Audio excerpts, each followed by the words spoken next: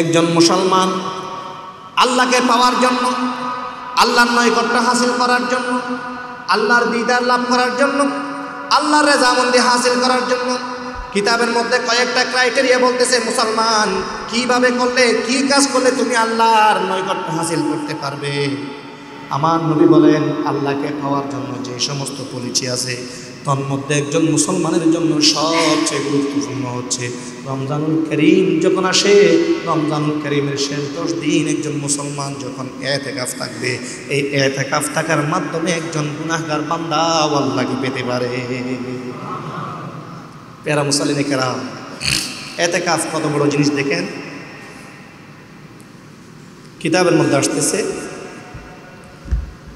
আমার নবীজি জীবনের মধ্যে যতদিন হায়াত পেয়েছেন তিনি কোনোদিন ইতিকাফ ছাড়েন না। মাঝে মধ্যে এদিক ওদিক হয়েছে, কেন?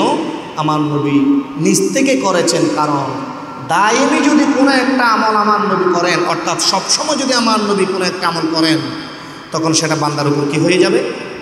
ফরজ হয়ে যাবে। এই ফরজ হওয়ার বয়ে আমার নবী মাঝে মধ্যে বাদ দিয়েছেন, না হয় প্রত্যেকটা বছর আমার নবী ইতিকাফ থাকার চেষ্টা করেছেন। বলুন সুবহানাল্লাহ। ইতিকাফ এখন আমাদের সমাজের মধ্যে ইতিকাফ থাকে কারা? বৃদ্ধরা। ইতিকাফ থাকে কারা? বুড়োরা, যাদের বয়স নাই, যাদের ইবাদত করার সেই সময়টুকু নাই, তারাই কিন্তু কি করে? ইতিকাফ করে। কিন্তু কিতাবের মধ্যে আসতেছে ইতিকাফ কারা করবে? যে ইতিকাফ তারাই করবে যারা টকবকে যুবক, যাদের শরীরের মধ্যে শক্তি আছে, যারা আল্লাহকে প্রাণ দিল করে ডাকতে পারবে, প্রাণ দিল উজাড় করে আল্লাহ এবং আল্লাহর রাসূলের দরুদ পাক করতে পারবে, তারাই কিন্তু মূলত ইতিকাফ থাকবে। বলুন সুবহানাল্লাহ। এখন তো বুড়ো তো দূরের কথা, অনেক সময় বুড়োও পাওয়া যায় না যে ভাড়া করে একজন ইতিকাফ থাকার জন্য আনতে হয়। ঠিক কিনা? এ কথাটা ঠিক কিনা? তার মানেটা হচ্ছে আমাদের ঈমান কমজোর হয়ে যাচ্ছে। আমাদের ঈমান, বলেন প্যারা মুসলিম কেরাম, আমাদের ঈমান কি হয়ে যাচ্ছে? কমজোর হয়ে যাচ্ছে। ইতিকাফ থাকার জন্য ভাড়া করে আরেকজনকে আনা, এর চেয়ে বড় দুঃখের বিষয় আর কোনো কিছু নাই। তো কোনো মুসলমান, কোনো সমাজের মধ্যে যদি একজনও যদি ইতিকাফ না থাকে, তখন সমস্ত পুরো সমাজের মানুষ অপরাধী এবং গুনাহগার হবে। আর যখন পুরো সমাজের পক্ষ থেকে কমপক্ষে একজন থাকবে, তখন সবার পক্ষ থেকে আদায় হয়ে যায়। বলুন সুবহানাল্লাহ। ইতিকাফ শব্দের অর্থ হচ্ছে অবস্থান করা। কি করা?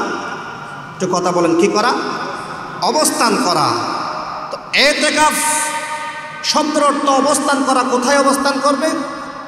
পুরুষরা জামে মসজিদে, মহিলারা আপন আপন ঘরে। বলুন সুবহানাল্লাহ। প্যারা মুসলিম কেরাম, ইতিকাফ কত বড় গুরুত্বপূর্ণ জিনিস। সর্বপ্রথম ইতিকাফের প্রকারটা একটু জেনে নেন। ইতিকাফ 3 প্রকার। ইতিকাফ কয় প্রকার? ইতিকাফ 3 প্রকার। ওয়াজিব ইতিকাফ, সুন্নতে মুআক্কাদা ইতিকাফ, মুস্তাহাব ইতিকাফ। সুন্নতে ওয়াজিব ইতিকাফ কখন হয়? কোনো মুসলমানের উপর ইতিকাফ ফরজ হয়ে যায় না, ওয়াজিব হয়ে যায় না যদি পুরো সমাজের পক্ষ থেকে একজন আদায় করে। আর যখন কোনো মুসলমান ইতিকাফ থাকার জন্য মান্যত করে এবং নিয়ত করে ফেলে, এই নিয়ত করার সাথে সাথে তার উপর ইতিকাফ থাকা ওয়াজিব হয়ে যায়। নফল আপনি পড়লে সওয়াব, না পড়লে কি নাই? তো বলেন, নফল আপনি পড়লে সওয়াব, না পড়লে কি নাই? গুনাহ নাই। কিন্তু যেই মাত্র নফলের আপনি নিয়ত বাঁধবেন, তখন আপনার উপর সেই নফলটা কি হয়ে গেছে? একটু কথা বলেন, কি হয়ে গেছে? ওয়াজিব হয়ে গেছে।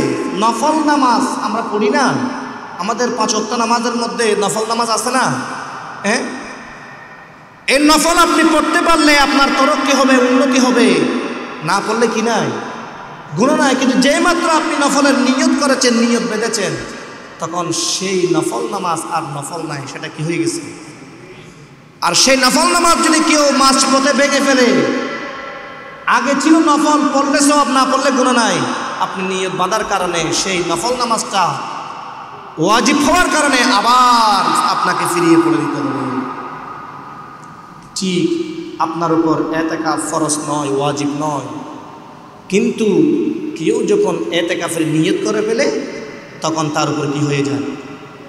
একটু কথা বলেন, কি হয়ে যায়? এরপর হচ্ছে সুন্নতে মুআক্কাদা। সুন্নতে মুআক্কাদা এতেকাফ কোনটা? যে রমজানুল কারীমের শেষ 10 দিন যে আমরা এতেকাফ থাকি সেটা হচ্ছে সুন্নতে মুআক্কাদা, কি এতেকাফ। এরপরে সুন্নতে এতেকাফ হচ্ছে আপনি যে কোনো সময় যদি চান তো এতেকাফ করতে পারবেন। রমজানের বাইরে যে এতেকাফ হয় অথবা কেউ যদি এতেকাফ করতে চায় সেটা হচ্ছে কি সুন্নত এতেকাফ। প্যারা মুসাল্লিন কেরাম, তাহলে এতেকাফের জন্য কয়েকটা শর্ত আছে। 1 নম্বর শর্ত হচ্ছে নিয়ত।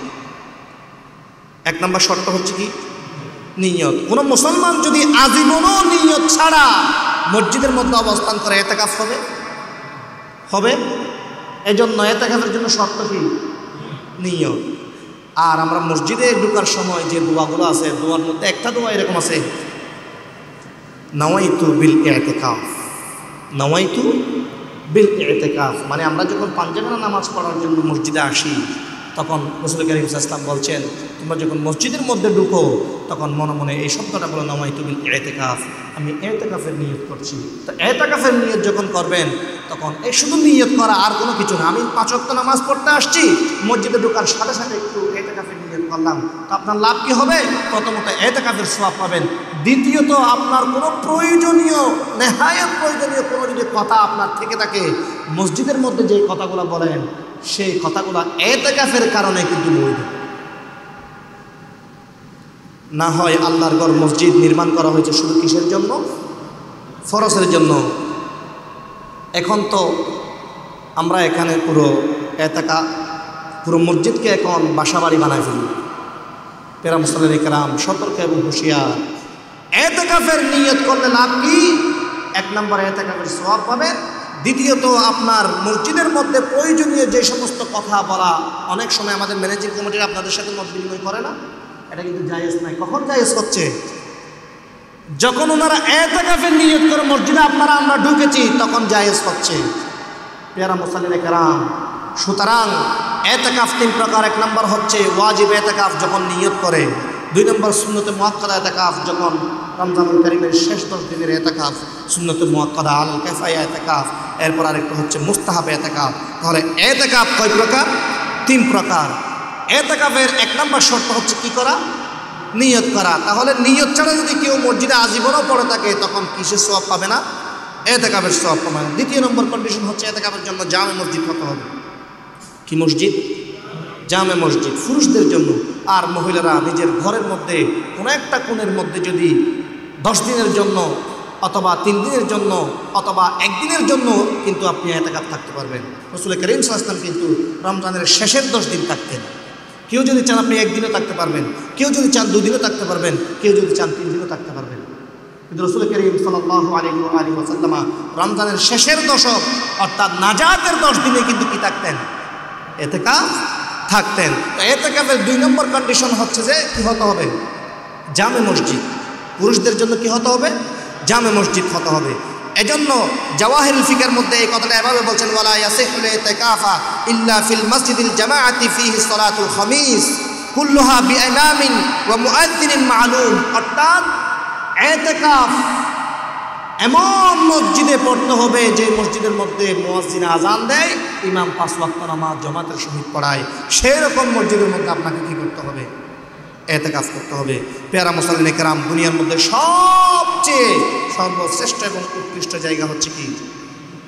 মসজিদ। তো ইতিকাফ থাকলে আল্লাহর বান্দাদের কি লাভ হবে? আসুন, হাদিসে পাকের মধ্যে আছে, আন্নান নবী সাল্লাল্লাহু আলাইহি ওয়াসাল্লাম কানা ইয়াতাকিফুল আশরাল আওয়াখির মিন রমাদান হাত্তা কবযাহুল্লাহ। হাদিসে পাকের মধ্যে আসছে আমার নবী আজীবন রাসূল কারীম সাল্লাল্লাহু আলাইহি ওয়াসাল্লাম রমজানের শেষ 10 দিন ইতিকাফ করতেন। এই হাদিসটা কোথায় আছে? তিরমিজি শরীফের হাদিস।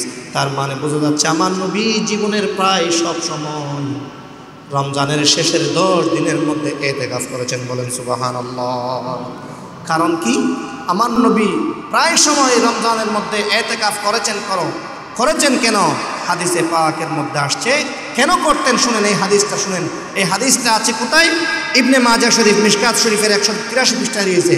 আন ইবনে আব্বাস আন্নান নবী সাল্লাল্লাহু আলাইহি ওয়াসাল্লাম قال في المعتكف هو يعكف الذنوب। ইতিকাফ থাকলে যে সমস্ত লাভ হবে, এক নম্বর লাভ হচ্ছে আল্লাহর বান্দারা যে সমস্ত গুনাহ করছে আল্লাহ পাক রব্বুল আলামিন ইতিকাফের কারণে সমস্ত গুনাহ ক্ষমা করে দিবে। তাহলে ইতিকাফ থাকলে এক নম্বর লাভ কি বলেন না? ইতিকাফ থাকলে এক নম্বর লাভ কি ভাইজান বলেন? কি মাফ? আরো জোরে বলেন, কি মাফ? ইতিকাফ থাকলে কি মাফ? তো আমরা কি গুনাহ মাফ করতে চাই কি চাই না? এমন কোন আল্লাহর বান্দা নাই যে বলতে পারবে না বুকে হাত দিয়ে আমি গুনাহ করি নাই। পৃথিবীর প্রত্যেক মানুষ কম বেশি গুনাহ করে, কেউ প্রকাশ্যে করে আর কেউ অপ্রকাশ্যে করে, কেউ গোপনে করে আর কেউ ওপেনে করে, ঠিক কিনা? পৃথিবী না জানো আমি তো জানি আমি কি পাপ করেছি। অনেক মানুষ আছে সে বড় ক্লেভারেস্ট, বড় চালাক, সে গোপনে গুনাহ করতে চায়, পৃথিবীর কেউ না জানো, কিন্তু আপনি যে গুনাহ করছেন আপনি জানেন, আর আপনার মাঝখানে কে জানে? জানে কি না? জানে কি না? আমাদের জীবনে এমন এমন গুনাহ আছে যে দুনিয়ার কেউ জানে না। যদি জানতো সমাজ উচ্চুত করত, যদি জানতো মা বাবা তার সন্তান হিসেবে দাবি করতো না, স্ত্রী তার স্বামী হিসেবে দাবি করতো না, তার সন্তান সন্ততি বাবা হিসেবে ডাকতো না। এমন এমন গুনাহ আমাদের জীবনে আছে না নাই? ভাই বুকে হাত দিয়ে বলেন আছে না নাই? এই গুনাহ, যেই গুনাহগুলোর কারণে সমাজ উচ্চুত করত, সন্তানরা বাবা না বলতো, মা বাবা তার সন্তান হিসেবে দাবি না করত, আপনি সেই গুনাহ করা সত্ত্বেও এখনো আল্লাহ পাক আপনাকে আমার বান্দা না এমন কথা বলেছেন। আল্লাহ কত বড় মহান, ইন্নাহু হুয়াল গফুরুর রহিম। আল্লাহ কত বড় গফফার, কত বড় সত্তার। চাইলে আমাদের গুনাহগুলো সমাজের মাঝে ওপেন করতে পারতেন কিনা, মানুষের সামনে বলে দিতে পারতেন কিনা? আল্লাহ সেই ক্ষমতা রাখে কিনা? আরো জোরে বলেন, সেই ক্ষমতা রাখে কিনা? আল্লাহ সেই ক্ষমতা রাখে, কিন্তু সেই গুনাহগুলা আল্লাহর বান্দাদের থেকে গোপন রেখে ওপেন না করে আল্লাহ পাক রব্বুল আলামিন বান্দাকে অবকাশ দেন, সুযোগ দেন। বান্দা তুমি আমার পথে আসো, বান্দা তুমি আমার পথে আসো, বান্দা তুমি তওবা করো, বান্দা তুমি তোমার গুনাহ থেকে তওবা করো, বান্দা তুমি ফিরে আসো। তোমাকে অবকাশ দিলাম, তোমাকে সুযোগ দিলাম, তোমাকে ছাড় দিলাম, কিন্তু একেবারে ছেড়ে দিই না। পেয়ারা মুসল্লিনে কেরাম, এজন্য জীবনে একবার হলেও ইতিকাফ থাকার চেষ্টা করুন। ইতিকাফের মধ্যে কি মজা আছে সেটা যারা থাকবে তারা বুঝবে। এখন তো ইতিকাফ তাকে বৃদ্ধরা বলে নেই, বুড়ো হলো তাই বলে আর তো দরকার নেই না। ইতিকাফ থাকবে টকবকে যুবকরা, যাদের শরীরের মধ্যে শক্তি আছে, যারা সারা দিন ইবাদত করতে পারবে, সারা রাত নামাজ পড়তে পারবে, সেই সমস্ত আল্লাহর বান্দারাই কিন্তু কি থাকবে? ইতিকাফ থাকবে।